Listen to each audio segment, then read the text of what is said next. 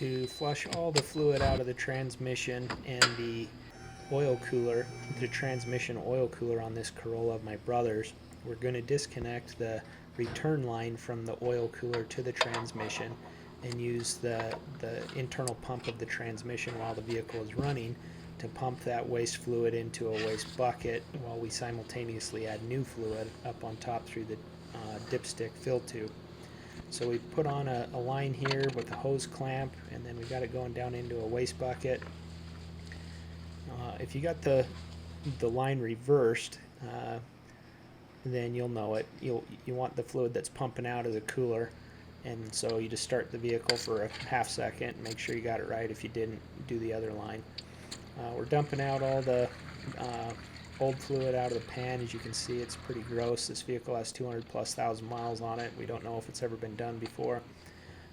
So we dump that fluid out, putting fresh fluid in for start, so we're not mixing those together, and we got good fluid starting out the flush.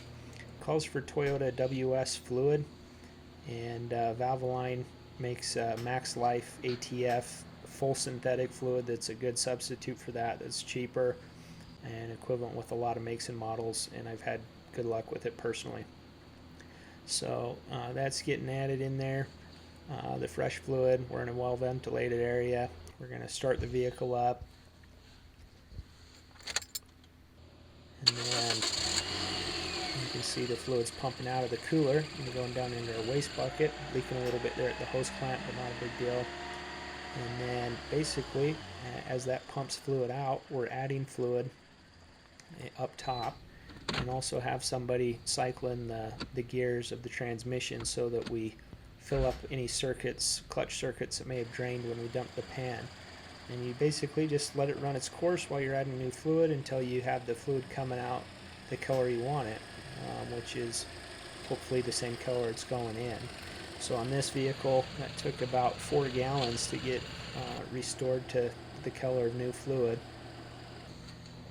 And then we just turned it off, had it where we liked it, disconnected our drain line and reconnected our cooler line. And once that's done, you can start the vehicle and check the fluid level. It needs to be running to get an accurate reading on any automatic transmission.